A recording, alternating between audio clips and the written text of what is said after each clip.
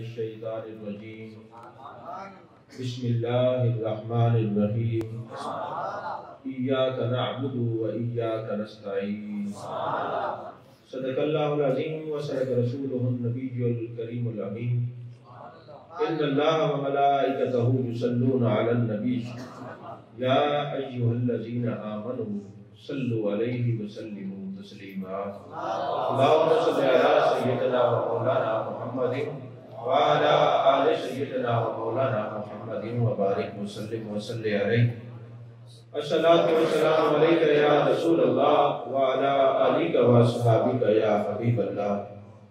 تمام تعریفیں اللہ تبارک و تعالیٰ کے لیے ہیں جو خالق کائنات بھی ہے، مالک شجاعت بھی، جو احد بھی ہے، صمد بھی ہے، جس کی شان لم یلد بھی ہے ولم یولد بھی۔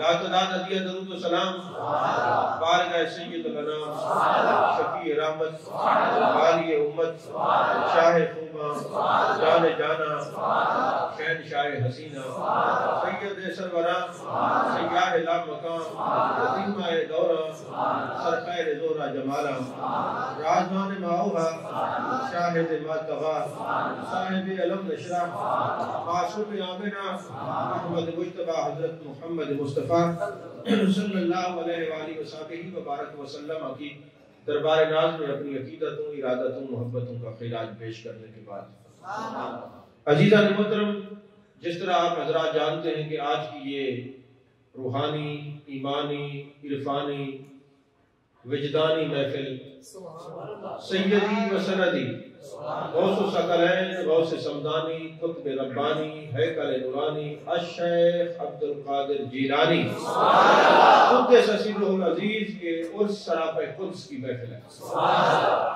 عزیزان محترم، جب تک عقیدہ بہتر نہ ہو عمل میں نکھار پیدا نہیں ہوتا۔ آپ کے سامنے میں نے جو قرآن پاک کی آیت تلاوت کی ہے، اس کو پڑھ کر بعض اجہل اور ناہنجار قسم کے لوگ امت پر شرک کے فتوے دیتے ہیں، اور ہمارے جو علماء، ہمارے جو سامعین ہیں اہل سنت کے، وہ سن کے سکپ ہوتے ہیں، وہ کہتے ہیں کہ اصل بات کا ہمیں علم نہیں ہوتا، گمراہی کی طرف راغب ہو جاتے ہیں۔ تو ایاک نعبد و ایاک نستعین کا صحیح معنی، مفہوم، اس کی اسرار و رموز کیا ہے، اس کے بارے میں تھوڑی گفتگو ہوگی، اور یہ جس کو سمجھ آ جائے گی یہ ایصال ثواب حضرت غوث ثقلین کی محفل میں جائے گا۔ اللہ فرماتے ہیں ایاک نعبد و ایاک نستعین، سورۃ فاتحہ کے اندر یا ویسے فاتحہ پڑھتے ہیں تو ہم کہتے ہیں اے اللہ ہم تیری عبادت کرتے ہیں اور تجھ ہی سے مدد مانگتے ہیں۔ لوگ کہتے ہیں کہ جس طرح عبادت اللہ کی ہے، مدد بھی صرف اللہ سے مانگی جائے، اللہ کے علاوہ کسی سے جو بھی مدد مانگے گا وہ مشرک ہو جائے گا، معاذ اللہ، یہ اس کے اوپر شرک کا فتویٰ لگاتے ہیں۔ تو آج ہم نے یہ بیٹھ کر اس پر ڈسکس کرنی ہے، اس کو غور سے اس مسئلے کو دیکھنا ہے کہ کیا جس طرح وہ کہتے ہیں وہ ٹھیک ہے، یا جس طرح اہل حق کہتے ہیں وہ ٹھیک ہے۔ ایاک نعبد و ایاک نستعین، اے اللہ ہم تیری عبادت کرتے ہیں اور تجھی سے مدد مانگتے ہیں۔ ایک مثال دے کے آپ کو جلدی بات سمجھ آ جائے گی۔ جس طرح آپ حضرات جانتے ہیں کہ ایک صاحب نے نیٹ کے اوپر ایاک نعبد و ایاک نستعین کی آیت چڑھائی اور کہنے لگا کہ اللہ کی عبادت ہے اور مدد ہی صرف اللہ ہی سے مانگی جائے گی، جو غیر اللہ سے مدد مانگتا ہے وہ مشرک ہو جاتا ہے، اور ساتھ ہی اس نے نمبر دیا کہ کوئی مجھ سے بات کرے تو میں بات کرنے کے لیے تیار ہوں۔ تو پھر جب ہم نے اس سے رابطہ کیا، ہم نے کہا جی ہم دینی طالب علم ہیں، کیونکہ طالب علم اس لیے کہا، میرے آقا نے فرمایا من قالا انا عالم فہو جاہل، تو ہر بندہ دینی طالب علم ہے، تو دینی طالب علم ہے، آپ سے سیکھنے کے لیے فون کیا ہے۔ آپ یہ بتائیں کہ آپ نے کہا کہ غیر اللہ سے مدد مانگنا شرک ہے، تو آپ یہ بتائیں نستعین استعانت کے بارے میں جو آپ نے یہ فتویٰ دیا ہے، تو اللہ نے قرآن میں فرمایا یا ایھا الذین آمنوا استعینوا بالصبر والصلاۃ، اے ایمان والو جب کوئی مشکل آئے تو نماز سے بھی مدد مانگو اور صبر سے بھی مدد مانگو۔ تو بتائیں یہ نماز اور صبر کیا اللہ ہے یا غیر اللہ ہے؟ سبحان اللہ، سبحان اللہ، سبحان اللہ۔ تو انہوں نے کہا کہ نماز اور صبر آپ سمجھے نہیں، میں نے کہا سمجھانے کے لیے آپ کو فون کیا، بتائیں آپ۔ یہ نماز اور صبر اللہ ہے یا غیر اللہ ہے؟ اس نے کہا جی غیر اللہ ہے۔ میں نے کہا آپ نے کہا غیر اللہ سے مدد مانگنا شرک ہے، اس کا مطلب ہے جس نے نماز پڑھی یا صبر کیا وہ تو معاذ اللہ مشرک ہو گیا آپ کے کلیے کے مطابق۔ تو یا ایھا الذین آمنوا استعینوا بالصبر والصلاۃ، یہ کس نے حکم دیا ہے؟ اللہ نے حکم دیا ہے، قرآن مجید میں ہے، سورہ بقرہ کے اندر ہے۔ تو معاذ اللہ اللہ تو شرک کا حکم نہیں دے سکتا۔ تو مولانا پھر بتائیں یہ نماز اور صبر کے متعلق اللہ نے کیوں حکم دیا؟ کہنے لگا نماز اور صبر اللہ کو پسند ہے۔ تو میں نے کہا مسئلہ ہی ختم ہو گیا، جو اللہ کا پسندیدہ ہو وہ مدد کر سکتا ہے۔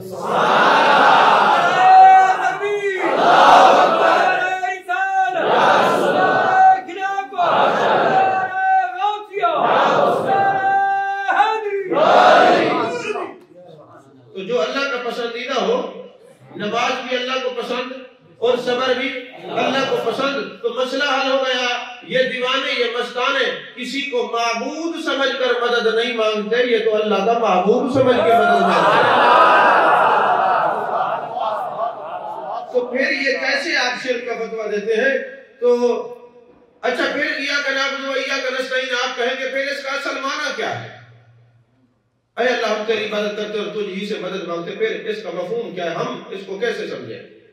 یاد رکھیں جتنی تفاسیر اٹھا لیں اس کے اندر یہ بات آپ کو ملے گی کہ نماز کے دو آداب ہیں، ایک ظاہری ادب ہے اور ایک باطنی ادب ہے۔ سبحان اللہ۔ نماز پڑھیں، پاک ہوں، وضو سے ہوں، کپڑے پاک ہوں، نماز کا وقت ہو، قبلے کا تعین ہو، یہ اس کے ظاہری آداب ہیں۔ اور باطنی ادب کیا ہے؟ ان تعبد اللہ کأنک تراہ فإن لم تکن تراہ فإنہ یراک۔ اللہ کی عبادت ایسے کرو گویا تم اس کو دیکھ رہے ہو یا وہ تمہیں دیکھ رہے ہیں۔ اس کیفیت کو مقام احسان کہتے ہیں، اور حکم ہے کہ جب کوئی عبادت کرو ایسے کرو کہ گویا تم اس کو دیکھ رہے ہو یا تمہیں دیکھ رہا ہے۔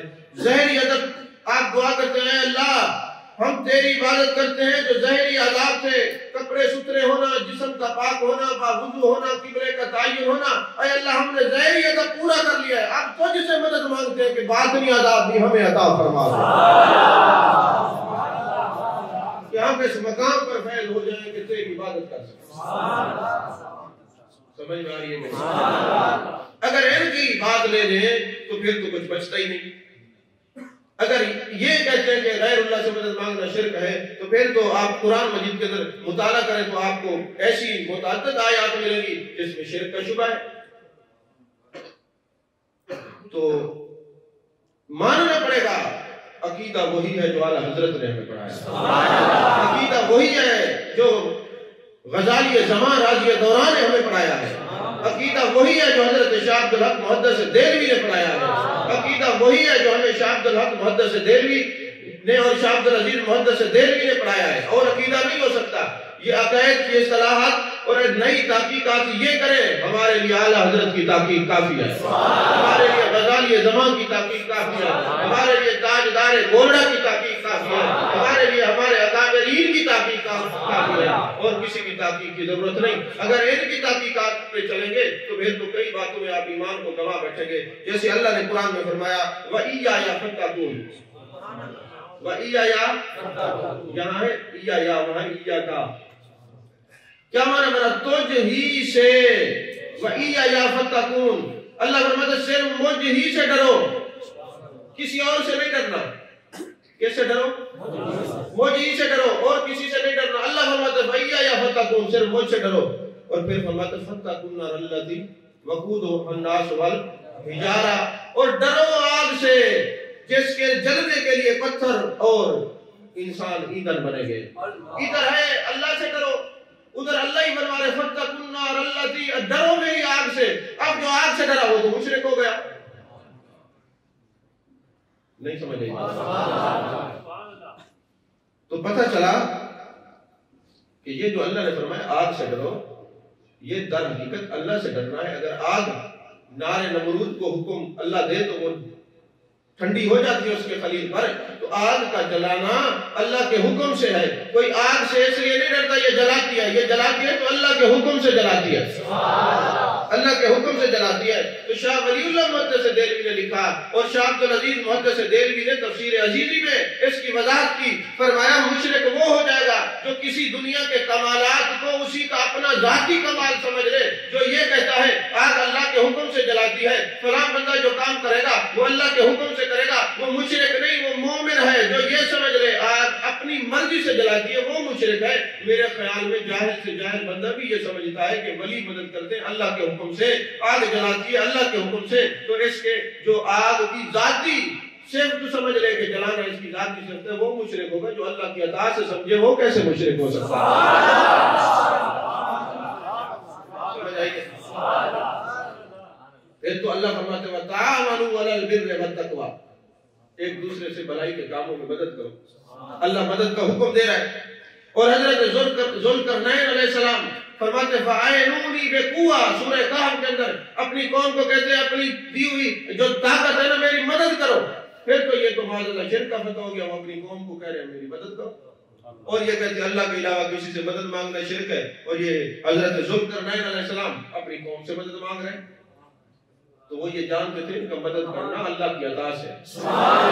اگر وہ یہ کوئی کہتا ہے کہ ذاتی مدد کرنے والے ہیں تو پھر، اور پھر حضرت عیسیٰ علیہ السلام اپنی قوم کو کہتے من انصاری اللہ، تم میں سے کون ہے جو اللہ کے لیے میری مدد کرے؟ تو پتہ چلا اللہ کے بندوں سے تو عیسیٰ علیہ السلام مدد مانگ رہے ہیں، ذوالقرنین علیہ السلام مدد مانگ رہے ہیں۔ مدد مانگنا اگر شرک ہوتا تو پھر نبی کیوں مانگ رہے ہیں اور اللہ کے قرآن میں کیوں بتایا؟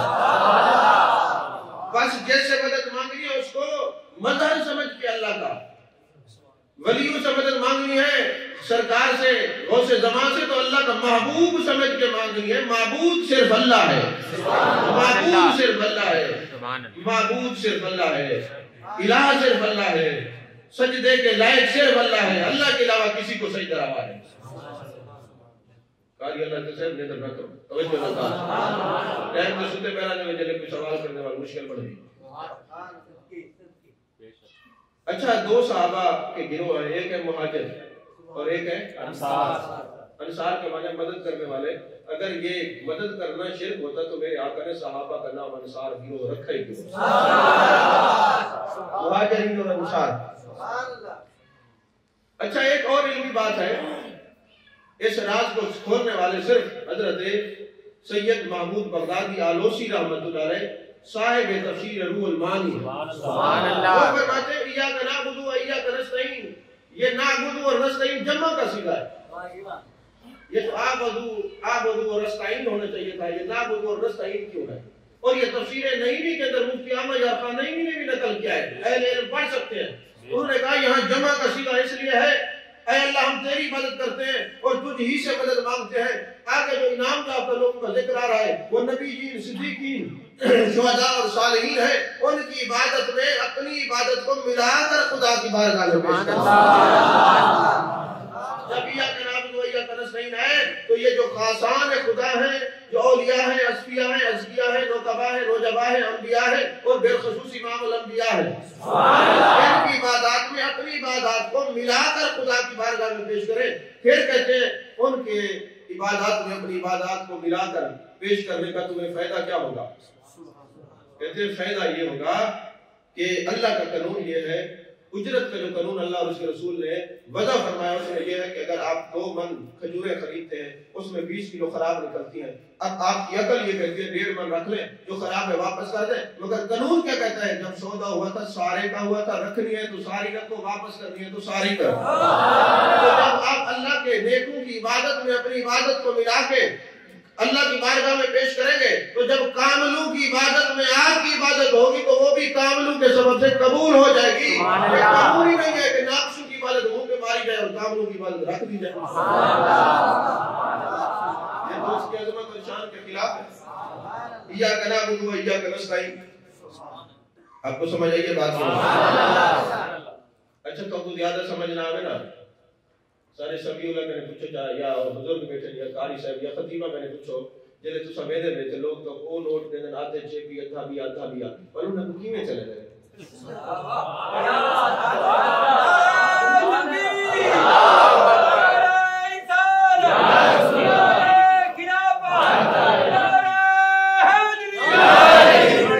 انہیں کہنے پوچھو بے کیویں چلے دے یاد ان سے یہ سائیں میں ایک پوری کاپی بڑھانے ہیں یہ کافی ساری کیویں کاپی بڑھانے ہیں تے یہ جڑے کامل نوٹ اتو تلو رکھے نے تے جڑا ناقص دے وچ پے نے چل گئے نے سبحان اللہ تو فرمایا یا نعبد و یا نستعین علامہ آلوسی رحمۃ اللہ علیہ فرماتے ہیں کہ جب کوئی ناقص اپنے کاملوں کی عبادت میں خدا کی بارگاہ میں پیش کرے گا اللہ اس کاملوں کے صدقے ناقص عبادت بھی قبول کرے گا سبحان اللہ سبحان اللہ یہ بات آپ کو سمجھ آ گئی ہے انشاءاللہ آپ کا عقیدہ کوئی خراب نہیں کرے گا آج یہ عرس حضرت غوث الزمان کا عرس ہے انبیاء کا ذکر کرنا عبادت ہے اور صالحین کا ذکر کرنا گناہوں کا اچھا میرے آقا کے کئی غلام ایسے ہیں ان کا ذکر بھی عبادت ہے سبحان اللہ ترمذی شریف کی حدیث ہے میرے آقا نے فرمایا علی کا ذکر عبادت ہے میرے علی کا ذکر عبادت ہے تو جب غلاموں کا ذکر عبادت ہے تو نبی کے امام کا ذکر کرنا سبحان اللہ سبحان اللہ حضرت غوث زمان غوث ثقلین حضرت شیخ عبد القادر جیلانی رضی اللہ تعالیٰ عنہ جب پیدا ہوتے ہیں رمضان المبارک میں پیدا ہوئے سحری سے لے کر افطاری سے لے کر سحری سے لے کر افطاری تک دودھ نہیں پیتے تھے تو بچپن میں ہی پہلے مہینے رمضان کے بعد یہ مشہور ہو گیا تھا یہ اللہ کا ولی ہے صبح سحری کے وقت دودھ پیتا ہے افطاری تک دودھ ہی نہیں پیتا اور 10 سال کی عمر میں فرماتے جب میں چلتا تھا تو غیبی فرشتے بڑے بڑے دوسرے بچوں کو کہتے بچوں ہٹ جاؤ اللہ کا ولی آ رہا ہے بچوں ہٹ جاؤ اللہ کا ولی آ رہا ہے بچوں ہٹ جاؤ اللہ کا ولی آ رہا ہے فرماتے ایک دن نا ایک بیل جا رہا تھا تو میں نے ان کی دم پکڑ لی جب بیل کی دم پکڑی اللہ نے زبان عطا فرمائی فرمایا عبد القادر تجھے اللہ نے اس لیے پیدا نہیں کیا کہ ہمارے ساتھ کھیلے تو وقت کا ولی ہے قیامت تک کوئی سے لوگ ایمان والے عشق والے وابستہ ہوں وہ حضرت شیخ عبد القادر جیلانی رضی اللہ تعالیٰ عنہ آج تو نذرانے کا کنسپٹ لوگوں نے اور بنا دیا ہے انہوں نے نذرانے کا کنسپٹ کیا بنایا تھا کہ جب دیکھتے نا ایک دن آپ بیٹھے ہوئے تھے وقت کا بادشاہ آتا ہے اور آ کے نا آپ کو کچھ تھیلیاں پیسوں کی پیش کرتا ہے اس کے اندر اشرفیاں تھیں آپ نے ان کو دبایا تو خون نکلا آپ نے مستنجد باللہ سے کہا تم خون کی لوگوں کی کمائی مجھے دیتے ہو یہ لو اور بھاگ جاؤ آپ نے کیا سبق دیا اے میرے آنے والے روحانی بیٹو اے سلسلہ قادریہ سے منسلک خلفاء یاد رکھنا تمہارے پیر کی شان یہ ہے کہ وہ جب حرام کی تھیلیوں کو دباتا ہے تو پتہ چل جاتا ہے یہ لوگوں کے خون کی وجہ سے اور لوگوں کے قبضہ کیا ہوا ہے مال کے اوپر تو تمہیں اتنا طاقت نہ بھی ہو تو حلال حرام کی تمیز تم ضرور رکھنا سبحان اللہ تمہارے مرید شراب اور سود کی کمائی تمہیں لنگر میں پیش کرے تو منہ میں مار دینا جس کو جانتے ہو نہیں سمجھ آئی اور آپ کا یہ معمول تھا جب جس مرید اپنے مرید کو دیکھتے یہ بہت غریب ہے اس کے گھر چلے جاتے قیام کرتے جو مریدین آتے آپ کو نذرانہ دیتے آپ اسی کو دے دیتے فرماتے نذرانے کا کنسپٹ یہ امیروں سے لے کر غریبوں میں تقسیم یہ حضرت شیخ عبد القادر جیلانی رضی اللہ تعالیٰ عنہ کی اور پھر کمال یہ کہ آپ بڑا قیمتی کپڑا پہنتے تھے اور جب کسی خادم کو بھیجتے نا کپڑے کی دکان سے فرماتے ایک اشرفی گز وقت کے جو روسا جو عمرہ وزرا اور وقت کے بادشاہ کپڑے اس وقت پہنتے تھے فرماتے تھے وہ لے کے آؤ ایک دن آپ گئے نا تو جس طرح صوفیوں کے اور اولیاء کے اوپر اکثر جو مولوی حضرات ناراضی رہتے ہیں حسد کی وجہ سے حسد ان کی اصل میں تو حسد کسی اور کی وراثت ہے آج بن ان لوگوں کی گیا ہر ایک سے جلنا ہر ایک سے حسد کرنا کوٹ کوٹ کے ان کی گھٹیوں میں بڑھائے مولوی اور خطیب کسی کو برداشت کر لے سوال ہی کرتا ہے وہ اب غزالی زمان اور پیر کرم شاہ نظری اور ایسے لوگ کہاں سے لائے کہ جو لوگوں کو داد دیتے تھے کہ بہت اچھا ہے ان کی اصلاح کرتے تھے اب تو وہ چھوٹا پڑے بڑوں کے گال پڑ جاتے پڑے کسی کو دیکھ کے برداشت نہیں کرتے عجیب آب و ہوا ہے تو غوث ثقلین کا جب وہ کپڑا لینے کے لیے بندہ گیا نا تو انہوں نے کہا ایک اشرفی گاز انہوں نے کہا یہ تو بادشاہ وقت پہنتے ہیں انہوں نے کہا ہاں جس کے لیے لینے آیا وہ اولیاء کے بھی بادشاہ تو وہاں ایک خطیب بیٹھا ہوا تھا ایک بندہ بیٹھا ہوا تھا ایک اعتراض کرنے والا وہ طرز بیٹھا ہوا تھا ان نفاق کو یوں رسول اعتراض کا پہنکر بیٹھا ہوا تھا اس نے کہا اچھا عبد القادر ولیوں کے اتنے ہی قیمتی کپڑا پہنے تھا تو غیب سے کیل آئی اس کی پنڈلی میں چلی گئی اس کی ٹانگ کٹنے کے قابل ہو گئی لائق ہو گئی تو کسی اہل اللہ کے پاس گیا اس نے کہا تو نے کسی اللہ کے ولی پر دان کیا ہے ان کے لباس پہ اعتراض کیا یہ غیب سے اس لیے یہ کلی تیرے پاؤں میں آئی ہے یعنی آگ پر جو بھی اعتراضات کرتا فوراً बावजूद आप का नाम लेता तो रिज्क भी आपने फरमाया जो बावजूद मेरा नाम लेगा उसका रिज्क कम नहीं होगा। एक दिन हम मस्जिद नबी शरीफ में बैठे हुए थे मदीना के अंदर, तो चेचनिया का एक सफीर वहां बैठा हुआ था, चेचनिया का एक काफिला आया हुआ था, तो उनसे बातचीत होने लगी। तो आपको पता है मुझे अरबी तो आती नहीं, माड़ी मोटी ऐसे बोल लेता हूँ, तो ऐसे उनसे कलाम हुआ। तो मैंने उनसे एक सवाल किया, मैंने कहा ये बताएं कि आप शेख अब्दुल कादिर जिलानी को जानते हैं? उन्होंने कहा जानते हैं, चेचनिया के अंदर बगैर वुजू के तो आपका नाम ही कोई नहीं लेता। नहीं समझे? मैंने कहा बगैर वुजू के आपका नाम क्यों नहीं लेते? कहा आपने ये फरमाया है कि जो वुजू करके मेरा नाम लेगा कभी गरीब नहीं होगा, किसी का मोहताज नहीं होगा। कुतुब तसव्वुफ के अंदर ये बात मौजूद है कि जो वुजू करके मेरा नाम लेगा वो कभी। तो हजरत शेख अब्दुल कादिर जिलानी रज़ी अल्लाह तआला अन्हु की एक बात सुना के गुफ्तगू खत्म करो कि असल तो महफिल समा है, अकीदा जो मैंने बयान करना था वो आपको समझा दिया। इसकी जरूरत भी है सोशल मीडिया पे, अगर इसके खिलाफ ये बातें ना होती तो मैं ना बयान करता। मैं कोशिश करता हूँ जो सोशल मीडिया पे इतराज उठे उसको बयान किया जाए। हजरत शेख अब्दुल कादिर जिलानी रज़ी अल्लाह तआला अन्हु जा रहे थे, बशीरन तवज्जो नाल सुनी तेरे वास्ते एक तो जा रहे थे, तो रास्ते में एक मुसलमान को ईसाइयों ने परेशान किया हुआ था, और वो कह रहे थे कि तुम्हारे कुरान में है कि ईसा अलैहि सलाम मुर्दे जिंदा करते थे, तो लिहाजा क्या तुम्हारे नबी ने भी मुर्दे जिंदा किए? हजरत शेख अब्दुल कादिर जिलानी रज़ी अल्लाह तआला अन्हु का गुजर हुआ, आप जलाल में आ गए, फरमाया तुम नबी की बात करते हो, मेरे साथ चलो, मैं नबी के गुलामों का गुलाम हूँ, अगर ठोकर मार के मुर्दा न जिंदा कर दूं तो शेख अब्दुल कादिर जिलानी रज़ी अल्लाह तआला अन्हु तशरीफ ले गए। जब वहां पे पहुंचे तो कब्र के ऊपर खड़े कब्र वाले को देखा, फरमाया इसका नाम ये है। नाम किताबों में मैं लेता हूँ, नाम के बंदे होते हैं, फिर लोग एक दूसरे पे तर्ज करते हैं। तो कहा ये इसका फला नाम है, ये ढोल बजाया करता था शादियों पर, आज से 100 साल पहले ये फौत हुआ है, मुस्तनद किताबों से ये बात बता रहा हूँ बाहवाला। फरमाते 100 साल पहले पढ़ा था, शादियों में ढोल बजाता था। अब ये बताओ ये ढोल बजाता हुआ खड़ा हो या वैसे खड़ा हो?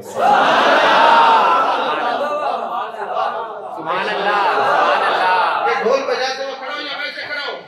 अच्छा तुम्हारे पास कोई बड़े ढोल बजाने वाला था, ढोल नाल रख के दफन करे। तसर्रुफ देखे मेरे पीर का, उसने कहा जी ढोल बजाता हुआ खड़ा हो तो सुभान अल्लाह। अब वो आपने कौन बेइज़्निल्लाह कहा तो वो ढोल बजाता हुआ कब्र से खड़ा हुआ।